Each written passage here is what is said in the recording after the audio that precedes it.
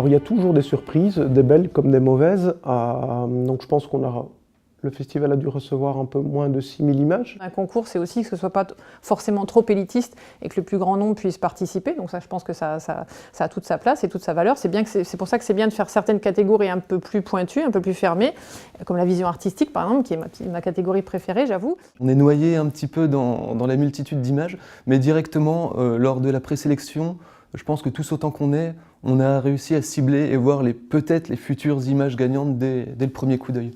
Mais c'est pour les deuxième, troisième, quatrième, cinquième images de chaque catégorie que là c'est un petit peu plus litigieux, quoi. Les sujets qui concernent les oiseaux sont ceux qui nous sont proposés en majeure partie.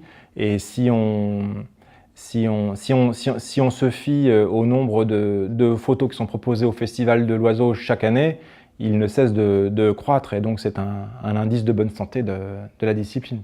On essaye de se mettre à l'endroit où le photographe a fait la scène et on essaye un peu de décortiquer ce qu'il est en train de nous montrer pour voir si la démarche est éthiquement parlant responsable, du moins respectueuse du sujet qui est photographié. Il y a la technique, il y a la rareté de l'oiseau, il y a la composition, l'arrière-plan, s'il n'y a pas d'éléments parasites, si la photo est bien composée, s'il y a la belle lumière, c'est un tout. Une photo, c'est un tout. On se rend compte qu'il n'y a pas d'image parfaite, c'est très subjectif. Malgré tout, on a tous été plus ou moins en accord sur la sélection des images, je pense. La photo qui a reçu le premier prix dans la catégorie portrait, qui permet de montrer une espèce d'oiseau de manière représentative. Il s'agit d'un grand tétras femelle, dans un environnement plutôt doré, plutôt de fin de journée. Une ambiance assez chaude qui rappelle assez la robe tigrée de la femelle de grand tétras. Le photographe a dû prendre cet individu à distance, très certainement à l'affût, parce que c'est une espèce qui est assez farouche. Elle a été prise assez près. Donc voilà, c'est une belle performance. C'est une espèce qu'il faut aller chercher. C'est pas, voilà, on n'en trouve pas partout. Enfin, c'est pas simple de les dénicher, quoi. C'est une espèce qu'on a souhaité aussi mettre un petit peu en avant, car très peu vue lors des concours. De proche, on s'aperçoit qu'en fait c'est un oiseau avec une petite tête un peu ronde, des gros yeux, un tout petit bec d'insectivore. Et ce qui est intéressant, c'est le détail dans le plumage. En fait, l'oiseau est en train de déployer ses ailes. Il écarte ses ailes, c'est un étirement. C'est propre à la famille des limicoles. La glairiole est un limicole comme les bécassos, comme les barges. Et c'est le comportement qu'il est en train de faire.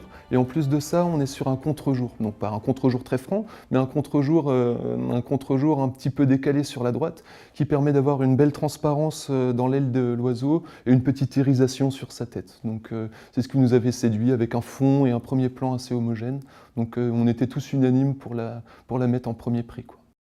On voit un premier plan assez flou, ce qui indique que le photographe était certainement couché. Facile ou difficile à faire, ça dépend de l'approche du photographe, ça dépend de son approche vis-à-vis de l'oiseau. Est-ce que c'est de l'affût et est-ce que c'est une approche clairement sur l'oiseau? Je pense que c'est une photo qui a été faite à l'affût, je pense. Cette année-ci, à l'unanimité, il y a une image qu'on avait envie de mettre en avant par le message qu'elle porte. Donc c'est une image d'une trace d'un pigeon qui a percuté une vitre. Et donc ce pigeon a, pour le coup, laissé une trace hyper graphique, très esthétique. L'oiseau ne se rend pas compte qu'en fait il y a une vitre, parce qu'en fait la vitre reflète ce qu'il y a dans le dos de l'oiseau. Donc pour lui, il vole comme si le paysage qu'il avait devant lui était un vrai paysage devant. À part mettre des stickers pour lui donner une vraie dimension et montrer qu'il y a quelque chose à cet endroit-là, je ne pense pas qu'il y ait énormément d'alternatives autres que celle-là. Si ce genre de concours a aussi vocation à montrer des belles choses, C'est important aussi pour nous de montrer la réalité qui est que l'oiseau ne se porte pas bien et on avait envie de le rappeler un peu aux visiteurs, aux gens qui verront l'expo, l'ouvrage, etc. La catégorie flopée d'oiseaux, c'est la première fois qu'il y a cette catégorie. Et c'était la grande surprise, on ne pensait pas s'attendre à avoir autant de photos et d'aussi belles photos. Des pinsons du Nord autant de pinceaux dans un ciel comme celui-ci, c'est très beau. Dans un ciel un peu dans les tons rouges, c'est très beau. C'est toute l'émotion. Parce qu'on s'imagine le photographe, il a un moment d'émotion extraordinaire quand il fait cette photo. Quand tu regardes son cliché à l'écran, on dit waouh, quelle photo quoi. Bien composé avec les deux petits sapins de chaque côté, d'un côté et de l'autre. Il a construit sa photo, il a déclenché au bon moment. Et là, c'est vraiment une image qui mérite un premier prix. D'ailleurs, elle a fait l'unanimité. Hein. C'était l'objectif, bien sûr. Il est assez loin parce que quand on regarde les sapins, là, on s'aperçoit que c'est pas fait tout près quand même. Hein. Ouais. Il est placé peut-être à une vingtaine de mètres, à mon idée. Ouais. C'est pas une photo qui est faite au hasard. C'est un photographe qui connaît bien son matériel, qui connaît bien son sujet. Et c'est un premier prix, un beau premier prix.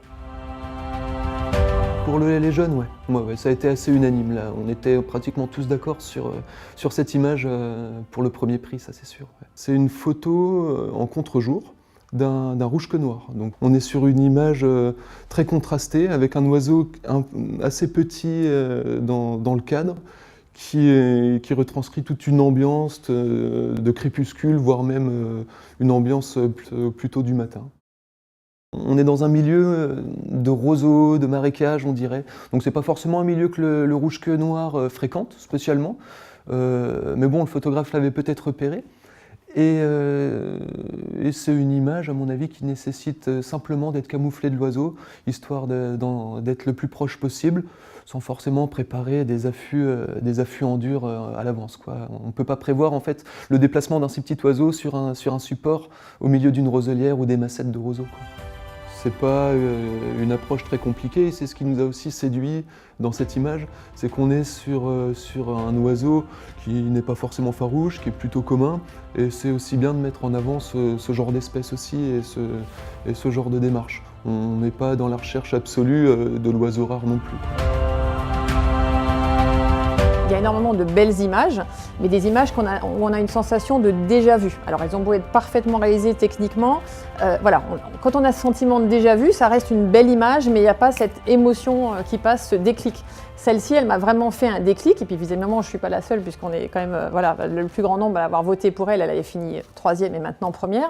C'est vraiment l'originalité. Il y a l'originalité du cadrage, l'originalité en fait du post-traitement. On a des forts contrastes, on n'a que les yeux qui ressortent, qui sont colorés, et on a toutes ces éclaboussures qui viennent vraiment se répartir de façon vraiment sympathique et je trouve intéressante sur l'image. Et donc, quand on voit d'un coup apparaître cette photo, ça interpelle. On se dit, ah, voilà, ça c'est quelque chose qui change. Et après, on a plein de niveaux de lecture, je trouve, parce qu'on peut se concentrer sur quel type d'oiseau c'est, qu'est-ce qu'il est exactement en train de faire, est-ce qu'il s'ébroue, est-ce qu'il atterrit, voilà, comment se répartissent les gouttelettes de l'eau. Enfin, il y a vraiment plusieurs niveaux de lecture. C'est l'émotion qui doit parler. Donc après, qu'on soit averti, pas averti, bien sûr que cette image ne plaira pas à tout le monde, elle n'est pas conventionnelle, mais c'est justement ce qui nous a plu. Par contre, ceux à qui elle va plaire, ils vont s'en souvenir. Voilà, et là, on a tout gagné. La photo qui a gagné le premier prix dans la catégorie l'oiseau dans son environnement est une photo que nous avons choisie avec un vrai souci de pertinence concernant l'intitulé de la catégorie, parce qu'en fait tous les oiseaux, quand on les prend en photo, ils sont forcément dans leur environnement. Ça, c'est une photo de linotte mélodieuse dans des arbres au petit matin, dans un paysage brumeux. Et en fait, il y a un bel équilibre dans la multitude d'oiseaux qui se trouvent dans les branchages. Il y a une ambiance très agréable, il y a une belle harmonie. Il faut prendre le temps de regarder d'un point à l'autre, de se laisser guider par l'image, l'ambiance, voir la partie supérieure qui est la plus lisible, et après descendre, se poser des questions, Qu'est-ce que c'est? Est-ce que c'est une ombre dans l'eau? Enfin, est-ce que c'est un reflet dans l'eau? Est-ce que c'est une image inversée? Est-ce que voilà, c'est les intentions artistiques ou en tout cas esthétiques du photographe prêtent à la réflexion et donc à une certaine rêverie dans l'image. L'image qu'on a choisie pour le Grand Prix est une image de foot-bassin. Et donc c'est une image qui est très esthétique, avec un effet de mouvement. Donc c'est des choses qu'on voit de plus en plus fréquemment, mais quand elles sont bien faites, sont très surprenantes. Donc là c'est assez joli parce qu'il y a des mouvements sur les ailes de l'oiseau et sur les bords de l'image. C'est quelque chose qui est très doux dans les tons blanchâtre, bleuté. Et la particularité de cette image, c'est que le photographe est parvenu à faire en sorte que malgré ces effets de mouvement, la tête du foot-boissant soit nette. Donc il y a un vrai mouvement volontaire, mais on ne maîtrise pas l'endroit qui reste net finalement dans ce genre d'effet qu'on veut donner. Et donc j'imagine qu'il a dû en faire plusieurs avant d'obtenir celle-là. Il est au 70-200, sachant que c'est un plan relativement large, donc à mon avis il devait être à 4 ou 5 mètres peut-être de l'oiseau, peut-être un peu plus loin, parce qu'il y a quand même un peu d'espace autour. À mon avis on est peut-être entre 5 et 10 mètres, donc c'est pas des espèces qui sont particulièrement farouches, et le foot-bassin n'est pas farouche. Donc je pense que c'est bien dans un premier temps de juste regarder l'image, d'essayer de comprendre ce que c'est, d'en apprécier les nuances de couleurs, de mouvements, etc. Et pas tout de suite de se précipiter sur la légende, voir que c'est un foot-bassin fait en Irlande. Ça enlève toute la part d'imaginaire en fait.